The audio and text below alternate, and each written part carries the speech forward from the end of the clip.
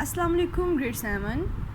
We were studying the digestion in human being. We have studied alimentary canal and the different part of it. Now we have to study the process of digestion in human being on the page number 16. Okay, we'll start from the first step of ingestion. The food is taken in a big or small particles through the mouth.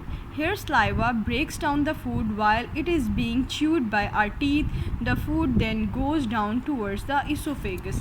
Means we use mouth for ingestion. You have to consider this picture to understand the process of digestion. We use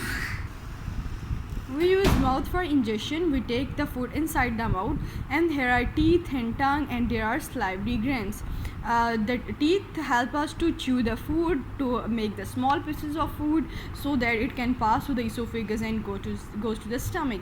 And during chewing, the salivary glands secrete saliva that help in the mastication and lubrication of the food particles or food chunk, and the tongue help in rolling over and making a small bolus like structure, a small roll like structure, so it can move easily through the esophagus. So this was ingestion. And the second is digestion. Digestion involves the breaking down of food into smaller particles. During this process, complex food molecules are broken down into simpler molecules.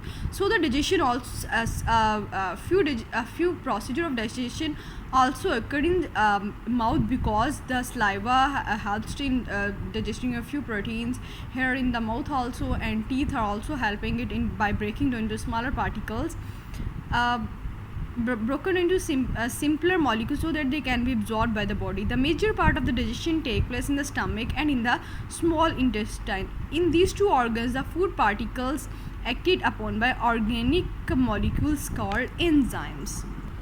So after the food moves from esophagus to the stomach, it's a bag-like structure, as you know that, and the food here is moved if by the churning movement of the stomach, and as we have studied, the stomach secrete hydrochloric acid and other enzymes, and so they kill bacteria and help to food digest. But the major portion of the food is digested in this intestine, that is the small intestine. Our very next topic is absorption. Absorption. The soluble digestive food is taken into tissues by the absorption. This process takes place inside the small intestine, from where the soluble food enters the bloodstream and is carried into the tissue after that. Small intestine has finger-like projections called villi, the singular villus, that help in absorption. Absorption of water takes place in large intestine. So here are the small finger-like projections that are known as villi, that help in the digestion and also the absorption.